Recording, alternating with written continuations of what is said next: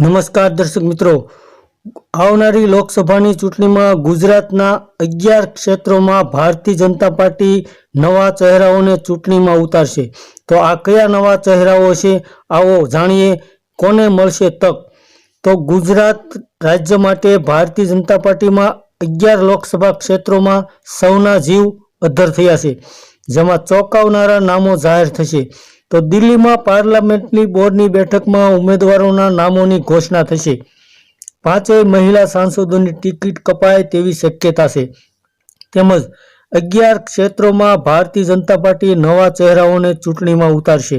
તો આ ગત સપ્તાહના શનિવારે ભારતીય જનતા પાર્ટીએ ગુજરાતમાં 26 પૈકી 15 લોકસભાના ઉમેદવારો જાહેર કર્યા બાદ બાકીના 11 બેઠકોના નામોને લઈને સૌના જીવ તાળવે ચોંટ્યા છે।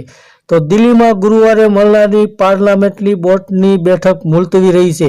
હવે વડાપ્રધાન નરેન્દ્ર મોદી, ભારતીય જનતા પાર્ટીના રાષ્ટ્રીય અધ્યક્ષ જેપી નડ્ડા અને ગૃહમંત્રી અમિત શાહ સહિતના આગેવાનોની હાજરીમાં આ બેઠક માટે આજે અથવા શનિવારે મળ્યા બાદ ગુજરાતમાં બાકીના 11 ક્ષેત્રો માટે નામોની ઘોષણા થશે, જે ભારતીય જનતા પાર્ટી માટે મહદઅંશે ચોંકાવનારી બની રહેશે।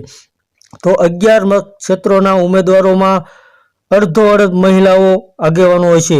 તો પાર્લામેન્ટની બેઠકમાં ઉમેદવારોના નામોની ઘોષણા થશે। 3 ટર્મ પછી અમરેલી અને વલસાડમાં ભારતીય જનતા પાર્ટી નવા ચહેરાને ઉતારી શકે છે।